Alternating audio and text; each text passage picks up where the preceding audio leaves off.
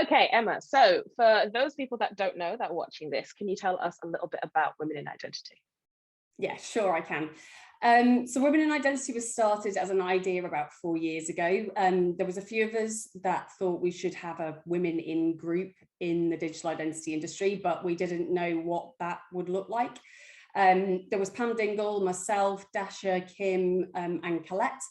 And then there was just a few of us that actually took the concept forward. So that was Pam, myself, and Colette.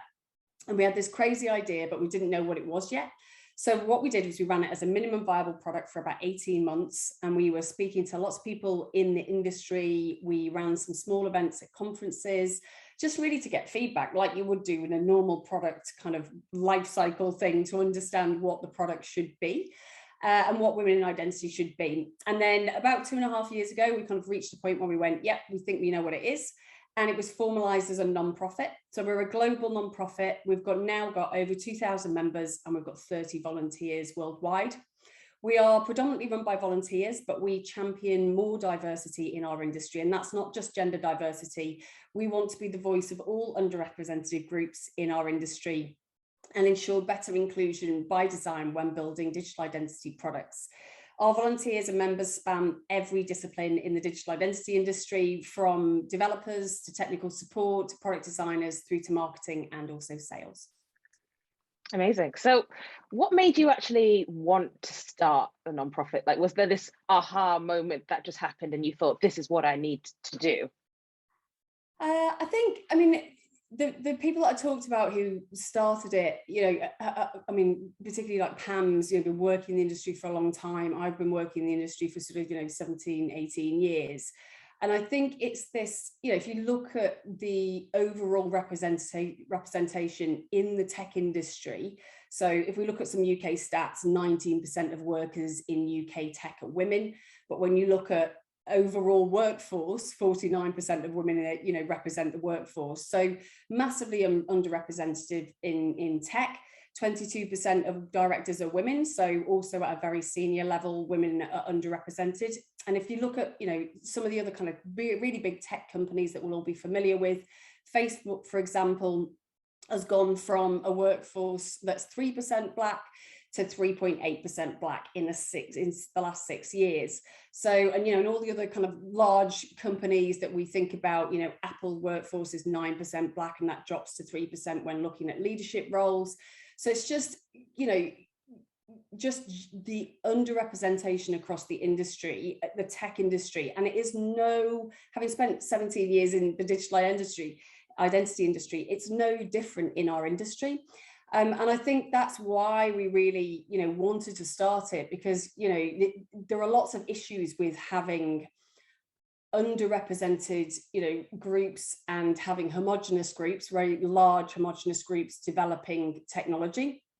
And those issues really come in relation to homogenous teams and groupthink, and also then the bias that can be developed into technology products. And there's lots of examples of those just generally in the tech industry.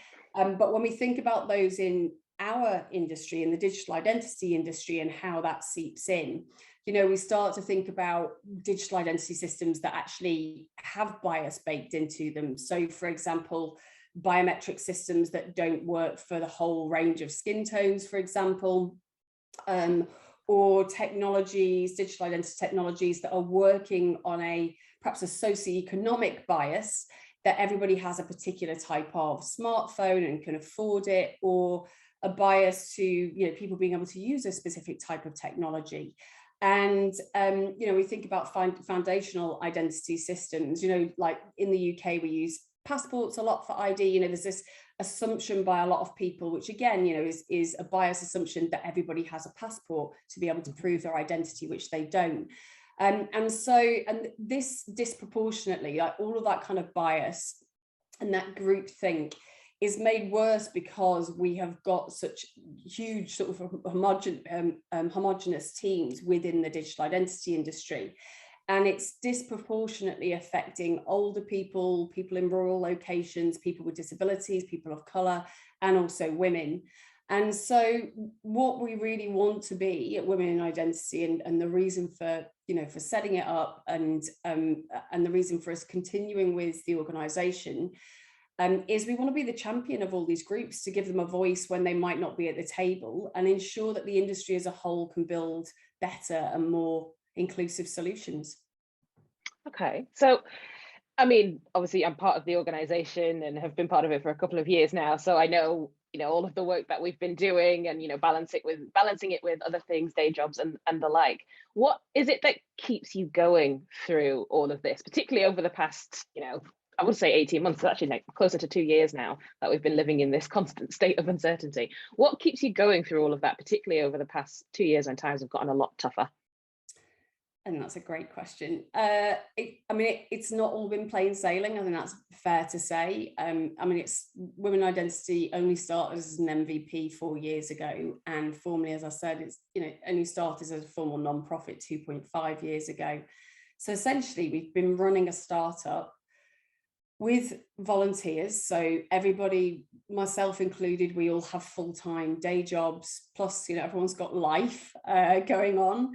And so for all of our volunteers who have helped us, they've had to balance working full-time and volunteering for WID, myself included. And I'm not going to say it's been easy, because it's incredibly challenging. Anybody that's started or worked at a startup knows how hard it is. And that is coupled with the fact that this is everyone's trying to do this in their own spare time. So there's been times when it's been really tough for various reasons. The pandemic has made it harder. Obviously, women have been disproportionately affected by the pandemic through the imbalance of extra requirements, such as childcare or caring for older relatives. So I think it's, it's true testament that the fact that we've made it through, and we're stronger and we're bigger, and we're having a huge impact on kind of the industry, and we've managed to produce our research that we've managed to do. And I think just from a personal level, I think there's been times where it has been really difficult, but you just have to keep going. Giving up in my head is not an option. And I really believe that our industry can be better, providing opportunity for growth and empowering more diverse candidates to reach their full potential. So I think, the companies have to recognise the challenges that these underrepresented individuals have, and we have to set them up for success in their roles. So yeah, but I think it's been tough, but giving up has just not been an option. Excellent. And I totally second that. So you've mentioned digital identity quite a lot, and I know we talk about it increasingly more often now, because it's becoming a lot bigger part of like the public discourse I'm starting to see over the past, certainly in the UK anyway, and I think globally too. So kind of what role do you think digital identity plays in society, and kind of how has that changed since the pandemic has hit and going forward? So, I talk about digital identity being the gatekeeper for many services, because for regulatory or fraud prevention reasons, people are required to prove their identity before they can open an account or before they can transact. So for example, opening a bank account.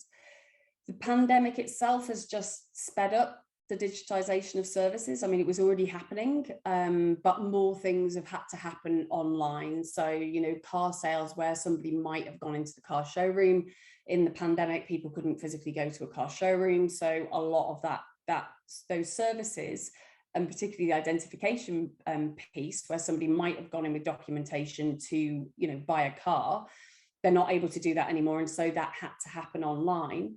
There's been banking, there's examples in healthcare, obviously government services, a lot of the kind of loan disbursement had to suddenly be done online. And that's meant that digital identity products have become used more as part of the pandemic. And in terms of the work that we're doing at Women in Identity, we just need to build digital identity systems around the principles of good ID, of which inclusion is one, but digital identity should be a choice, and things like privacy should be firmly at the heart of any system design. Absolutely.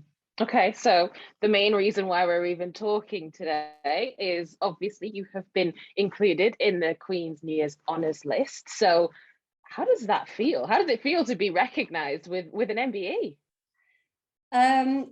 Firstly, it's a huge surprise, but also equally a huge honour. I don't know who nominated me or who supported the nomination, but I want to thank them. And I also want to thank all the volunteers at Women in Identity who've had a positive impact in the organisation and really continue to drive us through this period during the pandemic. I think it's been really, really tough, but really rewarding work. So I think I'm just, honoured, surprised and honoured. I think the thing that it does do in terms of the award itself, it really clearly demonstrates how important the topic of diversity and inclusion in teams and product design is of national importance, not just for the UK, but globally.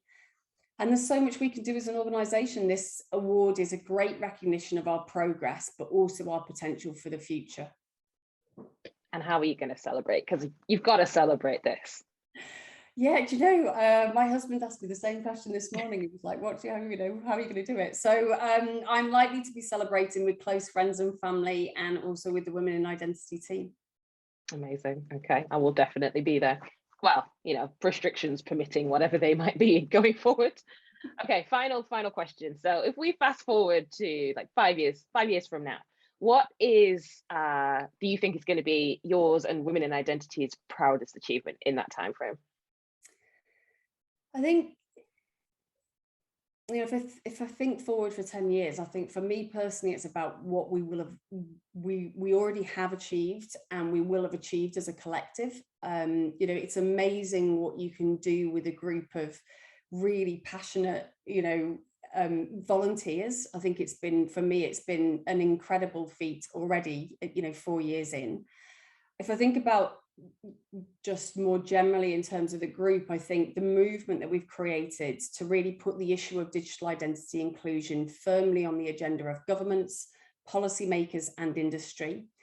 And this combined with the impact we've made through our research. So our first piece of research we just launched, which is the Code of Conduct, the initial piece of research. And what we want to do is provide practical, clear steps and provide those to our industry to enable them to build more inclusive products. And if I think forward to 10 years, again, I would like to see the widespread adoption of the guidance that we're producing, the widespread use of the research that we're doing with respect to inclusion in products and the diversity of teams that are building them, so that digital identity solutions for everyone are truly built by everyone. Amazing, wonderful. And I just want to say congratulations. You are so well deserving of this award. I was delighted when you told me. I still am, obviously. And yeah, it's brilliant to work with you on this project. And I look forward to continuing to keeping up all this really great work. Thanks so much, Louise. Thank you.